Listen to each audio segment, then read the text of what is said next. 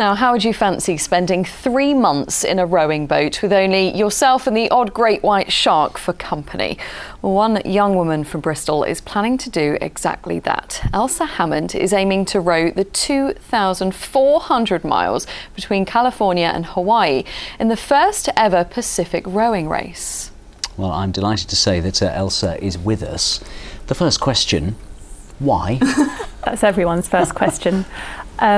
I think it's something that I've wanted to do for years. I heard about people rowing across oceans about 7 or 8 years ago, and since then it's just been a passion that's sort of burnt more and more.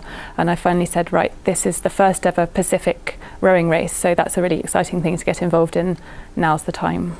Now, I'm picturing you in a little rowing boat. Surely it's not like that, is it? It's different from any rowing boat most people will have ever seen. It's about 24 foot long and 6 foot wide, and it's got a big cabin at one end and a smaller one at the other end, and then the rowing seat in the middle. So it's big enough to store all my food and equipment in that I'll need for the journey. Because it's an unsupported race, I can't accept anything else once I've left Monterey Bay in California. And I mean, what do you take? What sort of things do you take with you for a journey of that length? So a lot of food, 5,000 to 8,000 calories a day, mainly dehydrated food, chocolate, protein bars, fruit and nuts, all of those sorts of things, things that will last for a while but are also not too heavy for the amount of calories they give. A water maker, which is probably one of the most important pieces of kit, a desalination device, so that will convert seawater into drinking water.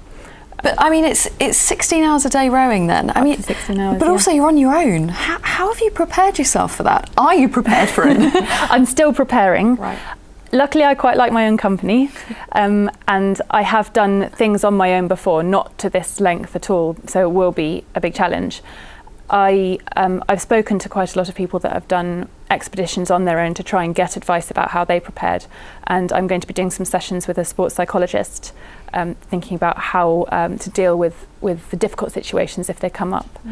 But also, if as long as I've got enough electricity every day from my solar panels, I have got music and potentially audiobooks. Wow, and it's not just rowing that you're into, a bit of pedalling. Tell me something about a unicycle.